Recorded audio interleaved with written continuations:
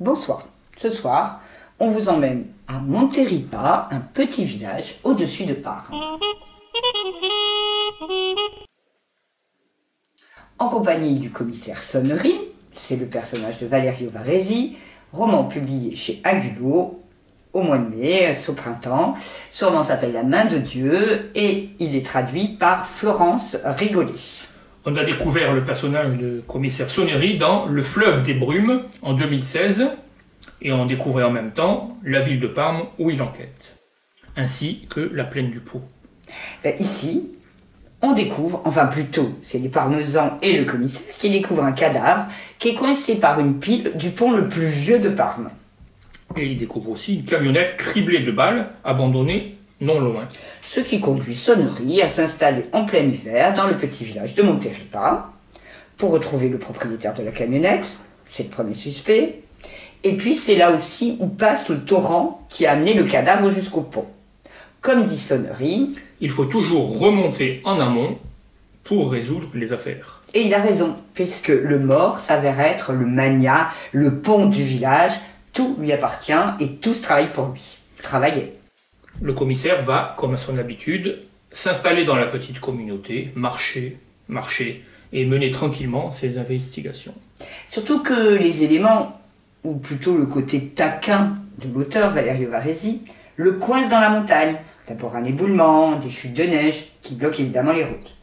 Et c'est l'occasion, pour lui et pour le lecteur, de découvrir ce petit village, cet isolat, où chacun survit de pas grand-chose.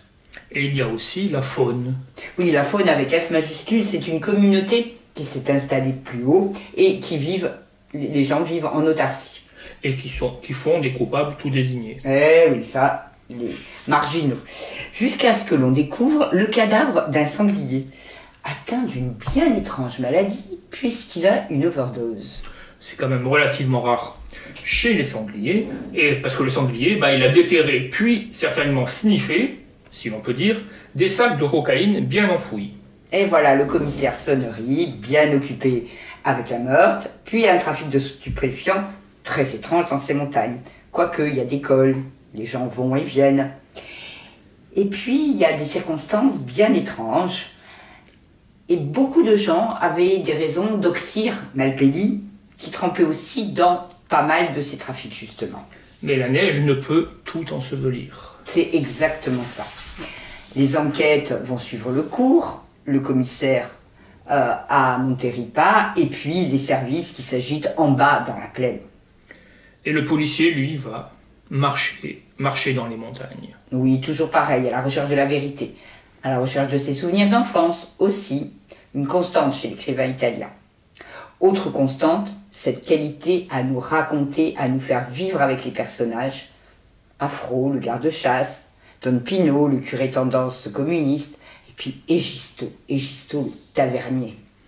Lequel, le tavernier, le nourrit fort bien tout au long de l'enquête. Varesi aime aussi à nous faire saliver avec de bons petits plats roboratifs. Qu'il passe en allant marcher dans les montagnes, parce qu'ici l'auteur nous parle des arbres, de cette forêt, qui peu à peu est détruite par le profit, l'argent. Insensiblement, mine de rien, et c'est toute la qualité des romans de Valerio Varesi, c'est un beau plaidoyer pour cette nature qui fait vivre, certes chichement, les petites gens dont nous partageons, le temps d'un roman, un moment, l'existence. Et certains de ces personnages vont rester très longtemps dans la tête des lecteurs. Tout à fait.